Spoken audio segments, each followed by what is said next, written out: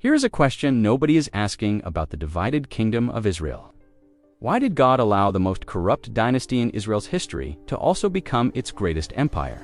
The Bible calls Omri the most sinful king before him, gives him 6 verses, and moves on. But Assyria, the greatest military power of the ancient world, called the entire nation of Israel by Omri's family name for 150 years after he passed away. Not Israel, but Humre, the house of Omri.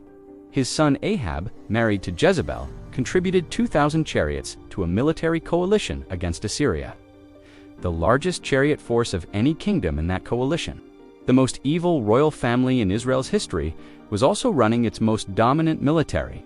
So the question I went looking for an answer to is this: why? Why would God allow the corrupt family to be the powerful family? And what happened when a man named Jehu finally rose up to destroy them? He killed 2 kings in a single day. He executed every false prophet in the northern kingdom. He demolished the temple to Baal and turned it into a public latrine. He did everything God asked of him. And yet God's obituary for Jehu still included this line: he did not turn from the sin of Jeroboam. He destroyed everything God told him to destroy, and he was still not free of the fundamental compromise. Here is why that matters. There is an artifact in the British Museum in London right now, carved 2,700 years ago by an Assyrian king. It is called the Black Obelisk, and on it there is a man whose identity is confirmed by the inscription beneath his feet. He is not standing. He is not seated on a throne.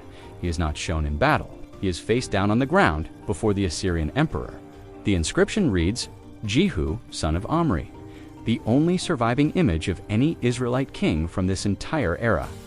And it is a picture of submission to the empire that eventually erased his nation from history. He destroyed the corrupt family. He bowed to the corrupt system, and that image, a man face down before empire, after doing everything God asked, is the most unsettling thing I found in this entire investigation. The full story is on the examined question right now: the Omri dynasty, the archaeology, the 3 artifacts from 3 different nations that confirm this story with a precision that should stop every skeptic. And the question this whole story is really asking: not what are you worshiping, but what are you bowing to when no one is watching? If this is the kind of depth you are looking for, subscribe to the examined question. 90% of you watching are not subscribed yet. Hit the button and go watch the full video. See you there.